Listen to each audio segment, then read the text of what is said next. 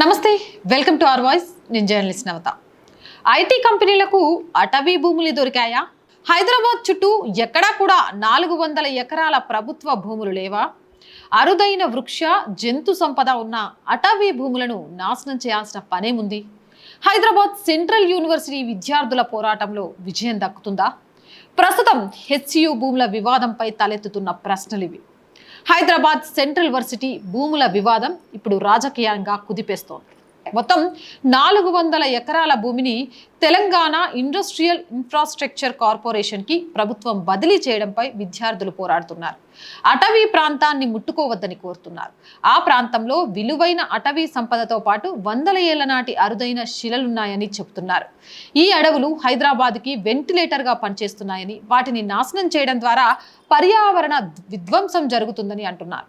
విద్యార్థుల పోరాటానికి BJP, BRS కూడా తోడై రావడంతో ఈ భూముల వివాదం రాజకీయంగా అనేక మలుపులు తీసుకుంటుంది. అయితే 400 ఎకరాల ప్రభుత్వ భూమి హైదరాబాద్ సెంట్రల్ వర్సిటీకి చెందిందేనా, లేక ప్రభుత్వానికి చెందిందా? దీనిపై గతంలో కోర్టు తీర్పులు ఏమని చెప్పాయి? అటవీ సంపదను తొలగించి వీటిని ఐటీ కంపెనీలకు కట్టబెట్టడం న్యాయమేనా? పూర్తి అప్డేట్స్ ఈ వీడియో ద్వారా నేను మీకు అందిస్తా. హెచ్సియు చుట్టూ ఉన్న 400 ఎకరాల భూమి గతంలో ఎన్నో వివాదాలకు కారణమైంది. 2004లో నాటి చంద్రబాబు ప్రభుత్వం వీటిని ఓ ప్రైవేటు కంపెనీలకు కట్టబెట్టింది.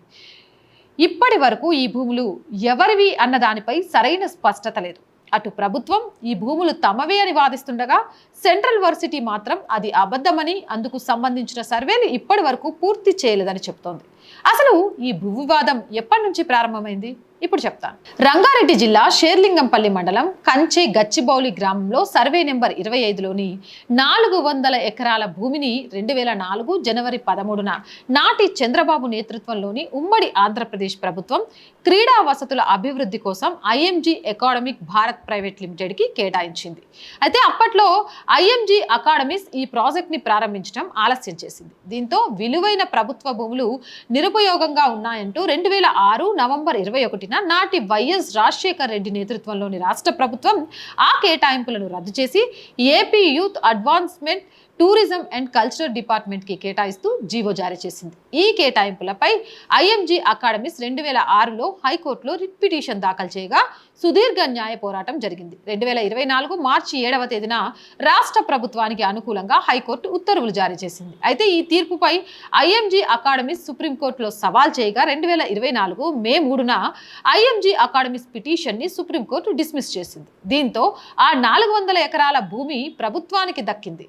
అనంతరం టీజీఐఐసి విజ్ఞప్తితో షేర్లింగంపల్లి డిప్యూటీ కలెక్టర్, తహసీల్దార్ రెవెన్యూ రికార్డుల ప్రకారం కంచె గచ్చిబౌలిలోని 400 ఎకరాల భూమిని ప్రభుత్వ భూమిగా నిర్ధారించి ఆక్రమణలకు గురి కాకుండా తర్వాత అభివృద్ధి పనులకు గాను ఆ భూమిని స్వాధీనం చేసుకోవాలని అధికారులు సూచించారు. అప్పటి నుంచి ఆ భూమి ప్రభుత్వ స్వాధీనంలోనే ఉందని ప్రభుత్వం పేర్కొంది. తమకు కేటాయించిన సదరు భూమికి సంబంధించిన ఉమ్మడి సరిహద్దుల గుర్తింపు హెచ్సియు అధికారుల సమన్వయంతోనే 2024 జూలై 19న జరిగిందని ప్రభుత్వం స్పష్టం చేసింది. అక్కడ చేసిన సర్వేను పరిశీలించిన టీజీఐఐసి ఆ 400 ఎకరాల భూమిని మాస్టర్ ప్లాన్ ప్రకారం సాధ్యమైనంత ఎక్కువ వినియోగించుకునేందుకు 2025 ఫిబ్రవరి 28న రిక్వెస్ట్ ఫర్ ప్రపోజల్స్ జారీ చేసిందని తెలిపింది. వాటిని ఉపయోగించుకునేందుకు ఇప్పుడు భూమిని చదును చేసే కార్యక్రమం మొదలుపెట్టగా విద్యార్థులు, రాజకీయ పక్షాల నుంచి వ్యతిరేకత వ్యక్తమవుతుంది. అయితే ఈ భూమి తమదని ప్రభుత్వం చెబుతుండగా మరోవైపు హైదరాబాద్ సెంట్రల్ యూనివర్సిటీ మాత్రం ప్రభుత్వ ప్రకటనను తప్పుబట్టింది. టీజీఐఐసికి కేటాయించిన స్థలం యాజమాన్యం, యూనివర్సిటీ భూముల హద్దుల నిర్ధారణ విషయంలో తాజాగా రాష్ట్ర ప్రభుత్వం చేసిన ప్రకటనను హైదరాబాద్ సెంట్రల్ యూనివర్సిటీ ఖండించింది. 400 ఎకరాల భూమిని గుర్తించేందుకు యూనివర్సిటీ క్యాంపస్లో రెవెన్యూ అధికారులు 2024 జూలైలో ఎలాంటి సర్వే నిర్వహించలేదని తాజాగా హెచ్సియు రిజిస్టర్ ప్రెస్ నోట్ విడుదల చేశారు. సర్వే నిర్వహించకుండా ప్రభుత్వ భూమి అని ఎలా నిర్ధారిస్తారని ప్రశ్నించింది. అయితే ఈ 400 ఎకరాల స్థలం ప్రభుత్వానికి చెందినదేనా, యూనివర్సిటీకి చెందినదైనా, వీటిని ఐటీ ఇండస్ట్రీలకు కేటాయించడం సబబేనా అనే ప్రశ్న కూడా ఉత్పన్నమవుతుంది. కాలుష్య కాసారంలో మునిగిపోయిన హైదరాబాద్కి ఆక్సిజన్ అందించే చిన్నపాటి అడవులను నరికేస్తే బ్రతుకు ఎలా అని పర్యావరణ శాస్త్రవేత్తలు వేస్తున్న ప్రశ్న.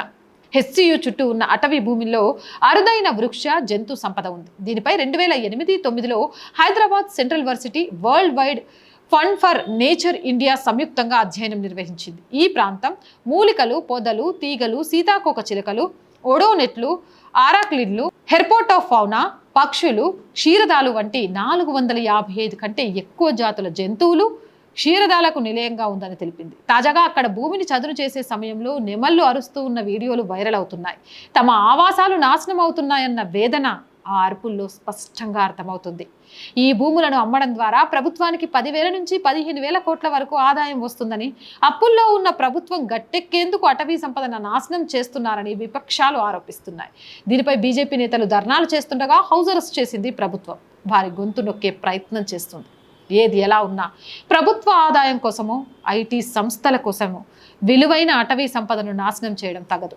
హైదరాబాద్కి ఐటీ కంపెనీలు రావాలంటే వాటికి భూములు కేటాయించాల్సింది, అందులో ఎలాంటి సందేహము లేదు. కానీ హైదరాబాద్ చుట్టుపక్కల ఎక్కడా కూడా 400 ఎకరాల భూమి లేవా అన్నది ఇక్కడ ప్రధానమైన ప్రశ్న. బంజరు బీడు భూములను ప్రభుత్వం గుర్తించి వాటిని ఐటీ సంస్థలకు కేటాయిస్తే ఆ భూములు కూడా అభివృద్ధి చెందుతాయి. అవి లభించని సమయంలో అటవీ భూములను కేటాయించడం మేలవుతుంది. అంతే తప్ప అడవిని నాశనం చేయడం ద్వారా ఐటీ సంస్థలను నిర్మిస్తే అది అన్ని విధాలా కీటు చేకూరుస్తుంది. హైదరాబాద్ దేశంలోని అతిపెద్ద నగరాల్లో ఒకటి. అభివృద్ధి చెందిన నగరాలకు కాలుష్యం ఎప్పటికీ సమస్య. ఆ కాలుష్యానికి అడవులే పరిష్కారం. అటువంటి సమయంలో హైదరాబాద్ శివార్లలో అడవులు ఉండడం కొంతవరకు మేలు చేకూర్చే అంశం. అటువంటి అడవులను నరికివేస్తే హైదరాబాద్లో కాలుష్యం మరింత పెరిగే అవకాశం ఉంది. ఇటీవల దామగుండం అడవుల్లోనూ ఇటువంటి పరిస్థితి ఏర్పడింది. కేంద్రం అక్కడ నావీ రాడార్ ఏర్పాటు కోసం అటవీ భూమిని కోరగా రాష్ట్ర ప్రభుత్వం అప్పగించింది. అటువంటి స్థితిలో అడవి నాశనం చేయడం ఏంటని కొంతమంది సుడో మేధావులు వాదించారు. కానీ నేవీ రాడర్లను ఇతర స్థానాల్లో ఏర్పాటు చేయడం కుదరదు. వాటికి సరిగ్గా జియో పొజిషన్ నిర్ధారించబడి ఉంటాయి కాబట్టి అందుకు అనువైన ప్రాంతాలను ఏర్పాటు చేయాల్సి ఉంటుంది. అందుకోసమే అడవులను తొలగించాల్సిన అవసరం ఏర్పడింది. కానీ ఐటీ కంపెనీలకు అటువంటి పరిస్థితి ఉండదు. ఎక్కడైనా వాటిని ఏర్పాటు చేయొచ్చు. అందుకోసమే ప్రస్తుత వివాదం ఉన్న 400 ఎకరాల భూములను వదిలేసి ఇతర ప్రాంతాల్లో ఏర్పాటు చేస్తే అది ప్రభుత్వానికి, కాలుష్య కొరల్లో చిక్కుకున్న హైదరాబాద్ నగరానికి ఎంతో మేలు చేకూర్చినట్టు అవుతుంది. అవునంటారా కాదంటారా? మీ అభిప్రాయం ఏంటి? కామెంట్ సెక్షన్లో పెట్టండి. మోర్ వీడియోస్ కోసం ఛానల్ వెంటనే సబ్స్క్రైబ్ చేయండి. ఛానల్ చూసిన వెంటనే సబ్స్క్రైబ్ చేశారా లేదనేది చెక్ చేయండి. సబ్స్క్రైబ్ చేయకుంటే ప్లీజ్ సబ్స్క్రైబ్ అవర్ ఛానల్. మీరు చేసే ఒక్కొక్క సబ్స్క్రిప్షన్ ఛానల్కి బలాన్ని ఇస్తుంది. అలాగే కంటెంట్ బాగుంటే లైక్ చేయండి, షేర్ చేయండి. అలాగే ఆర్థికంగా ఆర్ వాయిస్కి చేయుతను అందించాలి అంటే సబ్స్క్రిప్షన్ పక్కనే జాయిన్ అనే బటన్ ఉంటుంది. 1 to 5 లెవెల్స్ ఉంటాయి. ఏదో ఒక లెవెల్లో సపోర్ట్ చేయండి. అలాగే స్క్రీన్ మీద గూగుల్ పే, ఫోన్పేతో పాటు అకౌంట్ డీటెయిల్స్ కూడా ఉంటాయి. మీకు తోచిన సహాయం చేయడం ద్వారా ఈ ఛానల్ని నిలబెట్టడం కోసం పోరాడుతున్న ఒక అమ్మాయి కళకు సహకారాన్ని అందించిన వాళ్ళు అవుతారు. వ్యాపార ప్రకటనల కోసం 8328500576 నెంబర్ని సంప్రదించండి. ప్రజా సమస్య ఏదైనా మీ గొంతుకను మా గొంతుకగా వినిపిస్తాం. 8328500576 నెంబర్కి వాట్సాప్ ద్వారా తెలియజేయండి. జై హింద్, జై భారత్.